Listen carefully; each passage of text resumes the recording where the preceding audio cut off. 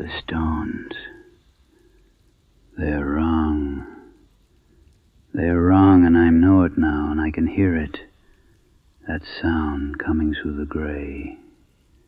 Clack, clack, slow and patient. Someone is out there in the fog, building something in the dark, and I cannot see them. I cannot move. I do not know which way is down anymore. Let me tell you how I got here. There is a place in these old mountains. You know the kind of place I mean, I think, even if you have never stood in it, where the trees simply stop, not thin out, not gradually open. They stop all at once, like something agreed among themselves not to go any further. Above the tree line there is nothing. No canopy, no shelter, only sky and rock and the slow, cold wind that never quite rests up on those high, bald ridges. The wind up here does not gust the way it does down in the valleys. It is a steady, constant pressure, leaning, like something very large pressing a hand against your chest and holding it there. I had been hiking since early morning, 6 hours, maybe 7. My legs knew it. My back knew it. My feet had gone past aching into a kind of quiet numbness 2 miles back, which is the point where your body simply accepts the demand you are making of it. The trail had been long and patient with me, winding up through the hardwoods, through the laurel thickets, through the switchbacks that fold back on themselves just to remind you how small you are. By the time I broke through the tree line and felt the first real wind against my face, the light had already begun to go.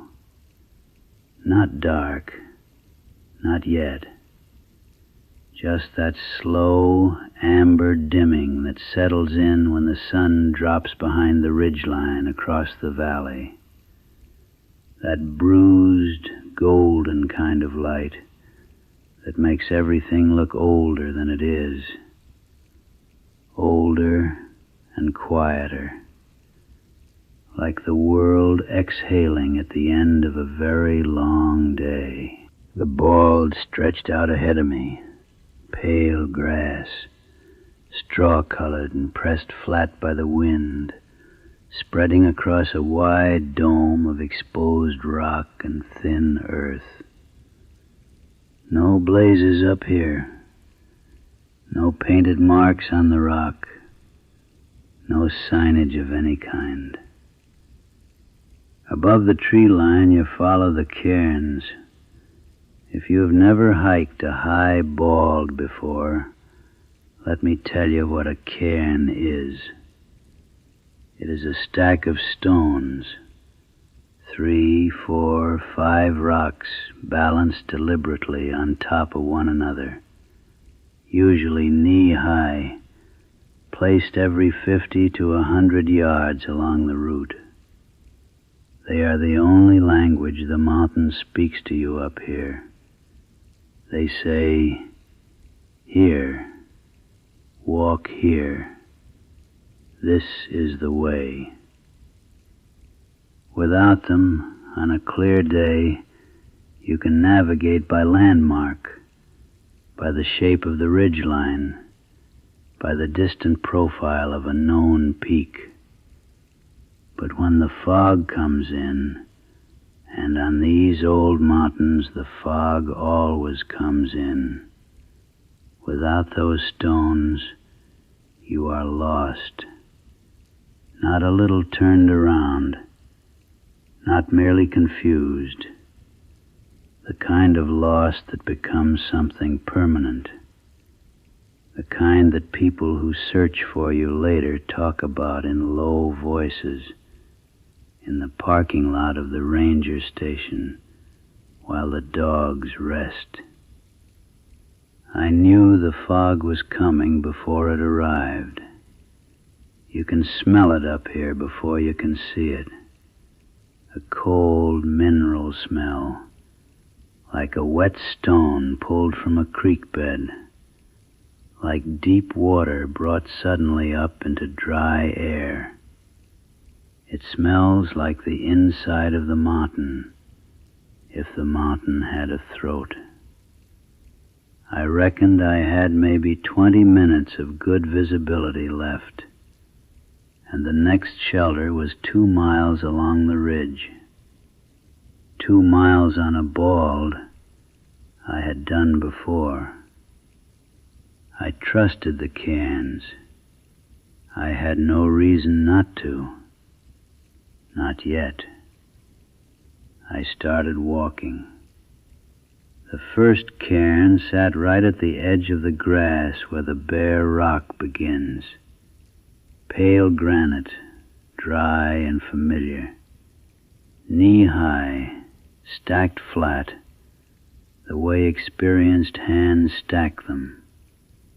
I touched it the way I always do, just to feel the cool weight of it under my palm, just to let it remind me that someone else had stood right here at some other time and thought about me standing here without ever knowing me.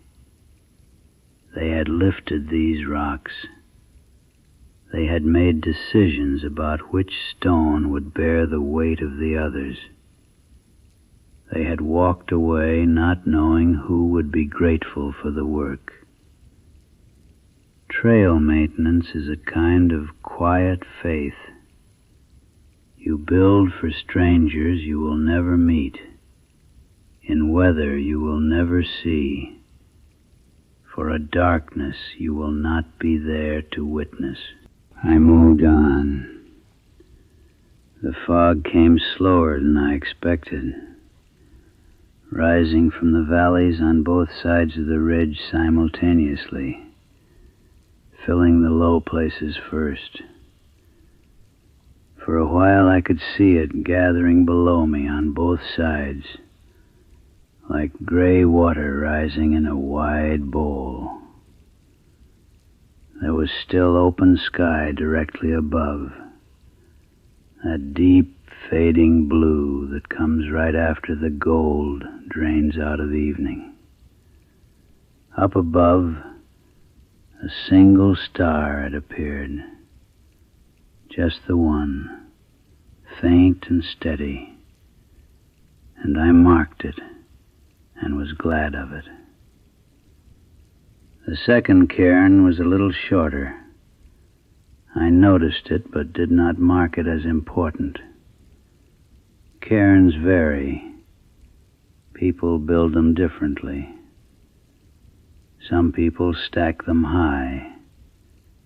Some people use many small stones. Some use only a few large ones. The shape of a cairn is a kind of signature in a way, and no two hands build them quite the same. The third one gave me the first feeling. Not a thought, not yet a conclusion, just a feeling. The way a familiar room can feel wrong before you understand the reason, before you can name what has changed. I stopped in front of it and I looked at it, and I did not move for a long moment. The fog had reached me by then. It moved around my legs first, slow and cold, the way it always does. finding the low places before it takes the rest. The stones were wet, not damp, wet, dark with it, slicked with something the color of creek-bottom mud, that particular dark reddish brown, the color of stones that have sat in moving water for a very long time. The kind of sediment that builds up slowly, over years, on rocks that never fully dry out. The kind that belongs in a shaded hollow beside a running stream, deep below the ridge, where the sun never reaches long enough to do its work. I was standing on a high bald, wind-swept, bone dry. The nearest water source was at least 600 feet below me in elevation. There was no earthly reason for creek mud on these stones. I looked at my hands. I had touched the first cairn with an open palm. My fingertips were clean and pale. I did not touch this one. I told myself it was nothing. Trail crews come up from unusual angles sometimes. Maybe someone had hiked in from the West Hollow, where there is a creek, and handled the stones with muddy hands. That is a thing that could happen. People are careless. People track mud. I told myself that was all it was, and I kept walking, and the fog settled around my shoulders like something being laid down gently from above. The fourth cairn was shorter still, and the distance between the third and the fourth felt closer than it should have been. In the fog, your sense of distance does something unreliable. Things become simultaneously closer and farther than they ought to be. Your depth perception gets lazy, confused by the gray sameness of everything around you. I told myself the spacing was fine. I told myself a great many things in those few minutes, and I almost believed most of them. The fifth one I nearly walked past entirely. It was barely knee-high, and it sat slightly downhill of where I expected it, off to my left. I stopped. I pulled out my phone, opened my offline maps, and squinted at the topography lines through the dimming light. The trail was supposed to run along the ridge spine, relatively flat for another half-mile at least, not descending, not this soon. The descent was still ahead. The trail did not drop yet. But the cairns were pulling me left, and left on this ridge was down. I looked behind me. I could still see the pale shape of the fourth cairn in the mist, maybe 30 yards back. Still there, still visible. I breathed slowly. I turned back to the fifth stone, and I studied it for a long moment. The mud was darker here, almost black in the gray failing light. The rocks were larger at the base, smaller at the crown. Proper construction. It looked right. It looked like something built with genuine intention and real care.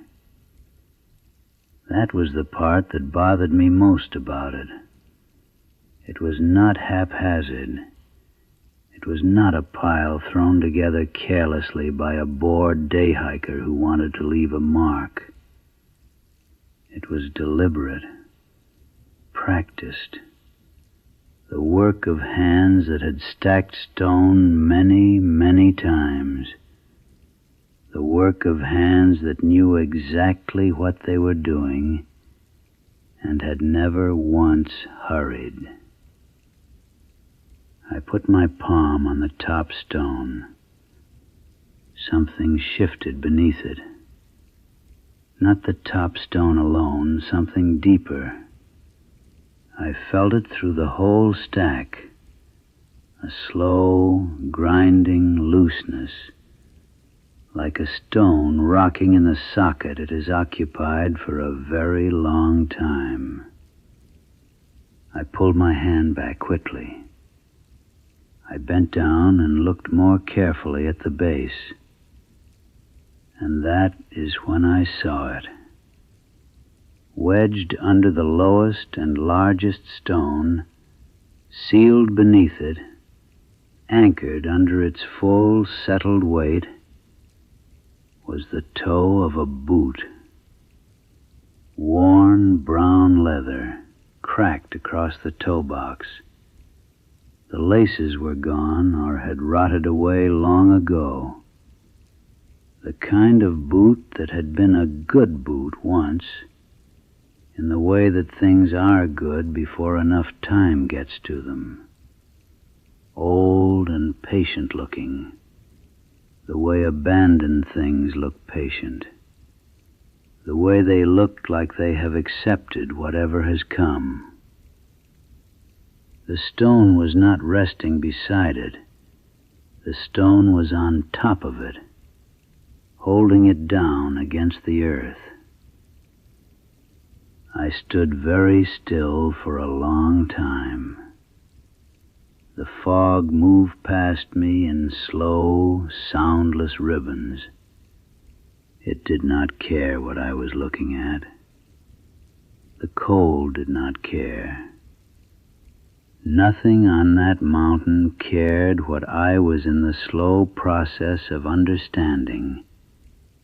First in my body, the way understanding always arrives first in the body, then in my mind, then in some quieter and older part of me that has no useful name and never needed one.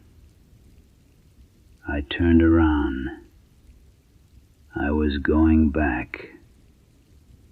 Whatever waited at the end of this line of stones, I had no interest in meeting it tonight or any other night. I would retrace my steps to the tree line, find the shelter on the far side of the ridge in the morning, and be out by first light.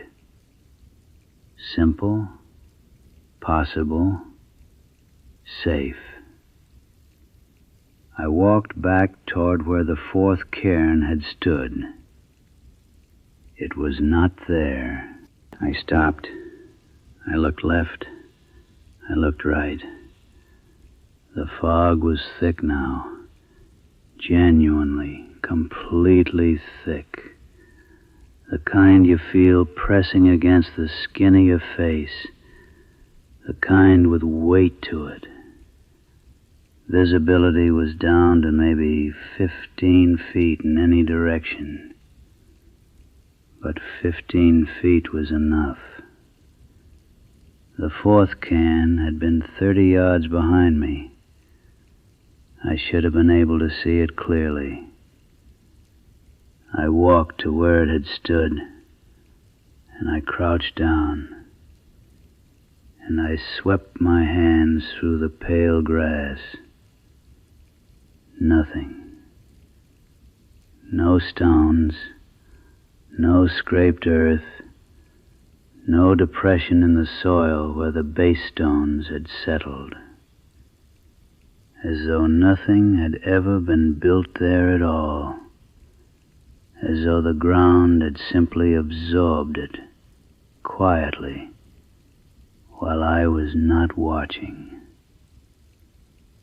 I stood up, and I turned the slow, full circle, and I counted the cairns visible through the gray, one to my left, one directly ahead, one to my right and slightly downhill. Wherever I turned, there were stones, stacked dark and deliberate, wet with mud that had no right to be here. Everywhere I looked, a path was being offered, and not one of them was the path I had walked in on. I tried the compass on my phone. It gave me north, and I turned to face it and walked, calming my steps carefully. And after 40 steps, I found myself at another cairn, lower than my knee, squatting in the grass like something watchful. Beyond it, barely visible, the suggestion of another. Always another. Always just far enough to require one more step forward into the gray. I stopped following. I stood still. And in the stillness, I heard it. Clack. A long pause, longer than felt natural. Clack. Stone on stone. A sound that any hiker knows. That specific, hollow, clean percussion of a rock being lifted and placed with deliberate hands. It came from somewhere ahead and slightly to my left. 20 feet, maybe 30. In thick fog, that distance is a country all its own. Clack. Slow. Unhurried. Whatever was making that sound was not alarmed by my presence. It was not startled, not frantic, not hurrying to finish before I arrived. It had all the time in the world. It knew it had all the time in the world. It was not hiding that fact from me. I lowered my headlamp beam. I have learned in dark places that you do not throw light forward without preparation. You want to see what is ahead before it fully understands that you are seeing it. I lowered the beam until it barely skimmed the surface of the grass, lighting only the ground at my own feet. And then I raised it. Slowly, very slowly. The figure was kneeling.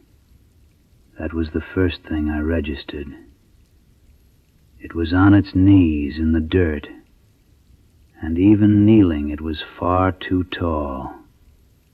The proportions were wrong in the specific way that things are wrong when your mind has no frame in which to file them. Long, very pale, the joints, the elbows, the knuckles, the wide knees pressed into the earth, with a color and apparent texture of exposed limestone, gray-white and swollen-looking, hard as things shaped by deep water over a very, very long time. The hands were lifting a rock, a large one. They lifted it with the ease you or I might lift a book from a shelf, and they set it on top of a growing stack, and they adjusted it with one slow, precise, unhurried motion. And then the long head tilted, a patient, deliberate tilt, like listening for something only it could hear. And when the stone settled into its final resting place, it made that sound. Clack. It did not look at me. It did not need to. Whatever it was, it already understood exactly where I was standing. It had always known. I took one step back. My boot heel pressed into the pale grass, and I heard it beneath me, felt it through my soul, a faint grind against the earth. I looked down. A stone had appeared at my heel, small, flat, pale as old bone, the way things surface when they are done waiting. I stepped back again. 2 stones now, side by side, arranged with the same quiet precision as everything else on this ridge. I understood it then.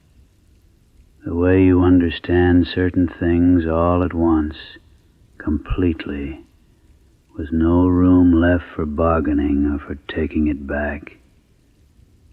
Every step I took backward, every inch of ground I surrendered, the mountain gave that thing exactly what it needed. The path was not somewhere behind me, waiting to be found. The path was being assembled from me, from the space I was willing to give up, from the ground I was retreating into step by step in the dark. The fog thickened around that pale, kneeling shape. It did not stop. It did not look up. The sound came again through the gray, patient and certain and close. Clack. Don't move. In a dark place, on a high place, with the fog pressing in close from every direction, you stand still. You breathe slow and you breathe even. You give nothing away.